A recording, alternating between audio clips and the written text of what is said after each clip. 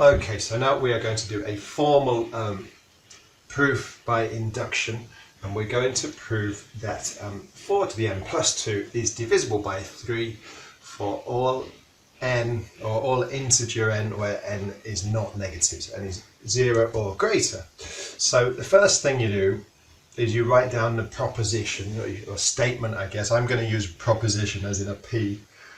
Write down the proposition that you're actually trying to prove. So Pn is that 4 to the n plus 2 is divisible by 3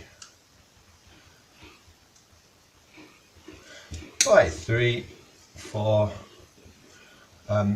n, all integer n, where n is greater than or equal to 0. So that's what we're trying to prove, and now we're going to say how we're going to prove it, and we're going to use mathematical induction. So the proof by the principle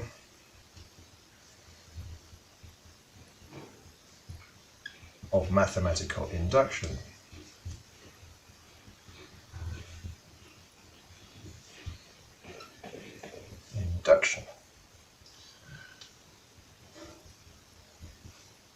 Okay, so mathematical induction is a very sort of strict process. What you do, you start with a base case, so the basal case is sometimes called, and you show that that is true. Then you assume that, I'm going to say, the kth case is true, and then you show that the k plus 1th case is true whenever the kth case is true. And that information is enough to show that the whole thing is true for any n. That's not what I said. That will work in, I'd say, 99% of cases. Occasionally there might be a situation where you sort of prove the k, like the first and the second, and then something like that. But this will nearly always work. So the first step is you prove the basal case. So basically this says that it's true for any n greater than or equal to 0. So we're going to pick the lowest possible value when n is 0. So if n equals 0, and then you literally just substitute it in. It's a very easy step, and you'll always get a mark for that. So if n equals 0, 4 to the n plus 2, well, that's just 4 to the 0 plus 2. Well, 4 to the 0 is 1. It's 1 plus 2 equals 3, equals 3 times 1, which, well, 3, you don't even need that, really. It's clearly divisible by 3. So that proves us that P0 is true. So we've shown that the base case is true. Now what you do, you assume that the next case is true. So basically, this is kind of part 2, which is a very long part. If the kth case is true, so we'll call that pk as in proposition for the kth case. If pk is true, so that would mean that 4 to the k plus 2, 4 to the k plus 2 would equal, well, it's got to be 3 times some integer. And then I would normally use k for things like this, but as I'm using k for the induction bit, I'm going to use a big A.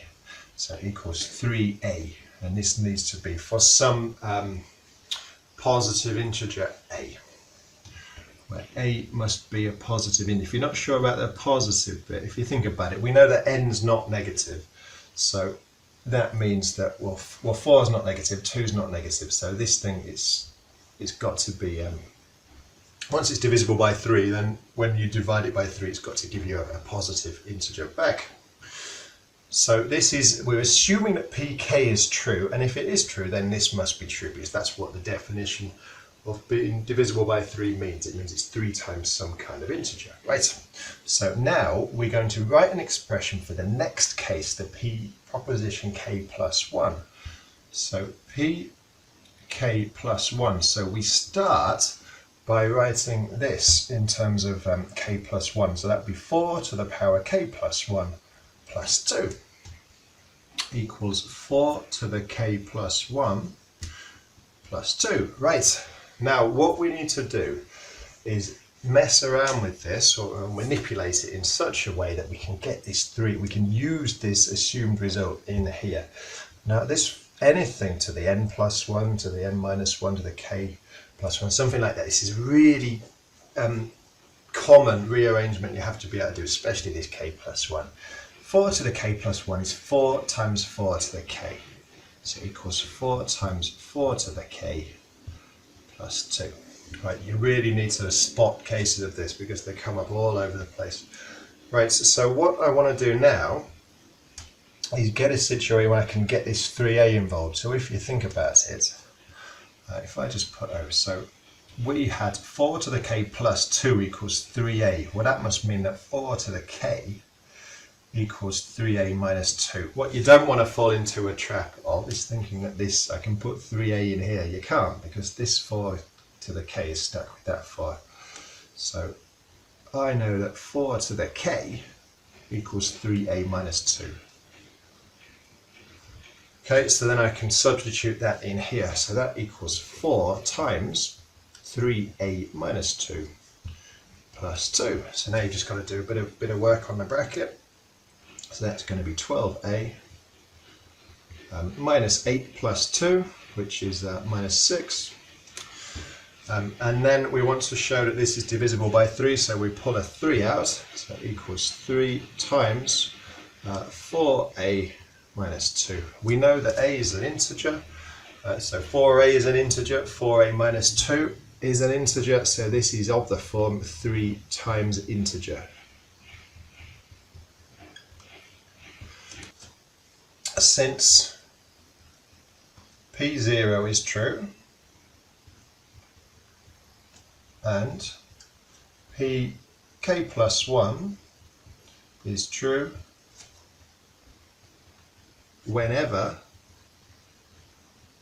pk is true. You must write this, by the way, or you won't get full marks. So since p0 is true, which we showed here, and pk plus 1 is true whenever pk is true, that shows us that pn, the whole proposition, is true. Pn is true for all, and for all n, those integers where n is greater than or equal to 0, and that is because of the principle of mathematical induction. And I might just write POMI because I don't have much space. So you really do need to write this bit. Without it, you're not finishing off. So in summary, you start by saying what you're going to prove, so as in the actual proposition, or you might use a statement notation. Then you say, I'm going to do it by a mathematical induction. You set it up and you get the base case, which is a simple substitution, show that that's true.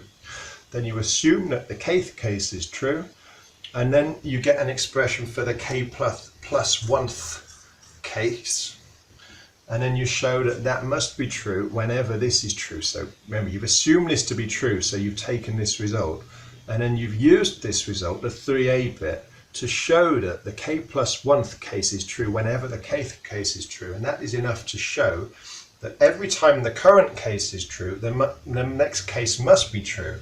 And because the base case was true, then that's just going to keep domino and domino and dominoing until it's true for every single n greater than or equal to 0. Often you'll see it called the domino effect. That's exactly what it is.